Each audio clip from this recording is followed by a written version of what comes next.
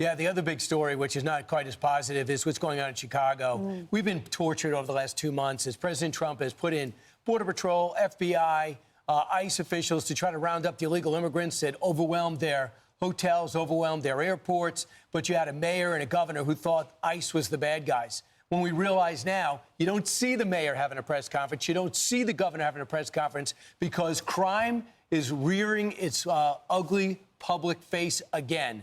And we talked about this, and Secretary Duffy actually put this publicly over the weekend. About this one guy. In a post, he identified the woman who was the victim in that horrifying burning attack, writing, "It is devastating that a career criminal with 72 prior arrests is now accused of attacking 26-year-old Bethany McGee on Chicago's L train and setting her on fire. This would have never happened if the thug had been behind bars. Yet Chicago lets repeat offenders roam the streets. Chicago's carelessness is putting the American people at risk. No one should have to fear for their life on the subway." This is a really low bar to think that you might be able to get on city transportation and not be burned alive. Obviously, right after this happened, we all knew that he had been arrested some 47, 49 times. Turns out it was 72. It was 72 times. And not only, and there was premeditation here. He went to a gas station, filled up a gas can hours before, attacked her. She got up, she runs after he throws the fuel on her, and then lights her as she's running away. I can't even imagine anything so horrifying. No, I mean, the laws are, you're right. Brandon Johnson's so worried about ICE there. We need people, we need the National Guard. We need people to protect the good citizens of Chicago. This guy, why is he out? 72 prior arrests. She's burned. She's affected for the rest of her life. Went through so much pain. Ainsley, we gotta hold these judges accountable. Yeah. I mean, these judges, how does these judges sleep at night? They think they're being kind to criminals and they're showing a heart to criminals. What about this 26-year-old girl? Well, your first obligation is to the citizens obeying the law, not the ones who who make their living breaking the law. And clearly, judging by this guy's actions in some of his still photos, he's unbalanced. And he clearly needs extreme care. And instead, he gets banned from going back to the therapist that he was going to. He has a monitor that he cuts off, and then he burns a woman alive. But that isn't the only place where Chicago had violence. They tried to have a tree lighting over the weekend, and instead a bunch of 14 to 17-year-olds started ransacking the place and started shooting it up. It was a teen takeover. 7 of the injured were kids ranging from 13 to 17. It's crazy. And one boy was killed, a 14-year-old boy at a Christmas tree lighting. And Donald Trump put out he put out a Truth Social. Here's a part of it.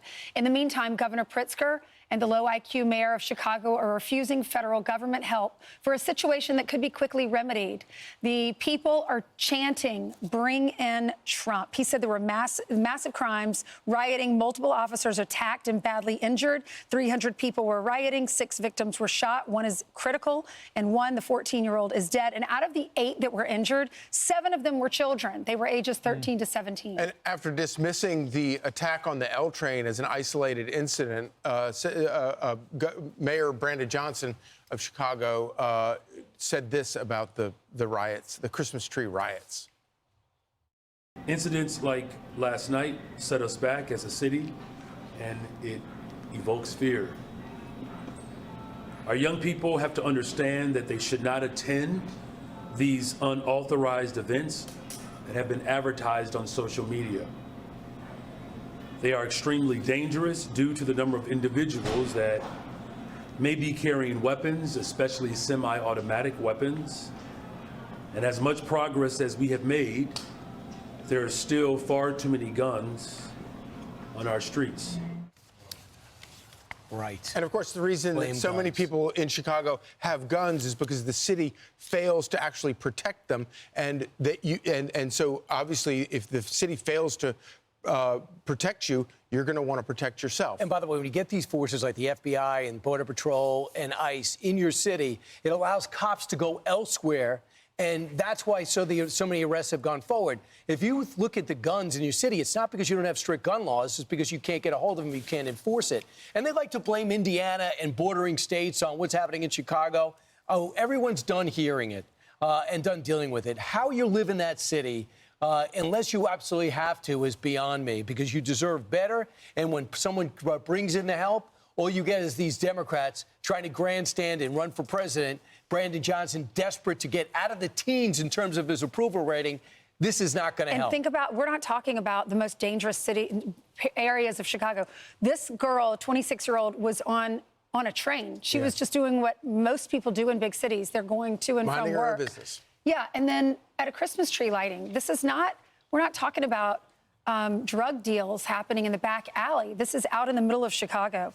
Hey everyone, I'm Emily Campagno. Catch me and my co-hosts Harris Faulkner and Kaylee McEnany on Outnumbered every weekday at 12 p.m. Eastern, or set your DVR. Also, don't forget to subscribe to the Fox News YouTube page for daily highlights.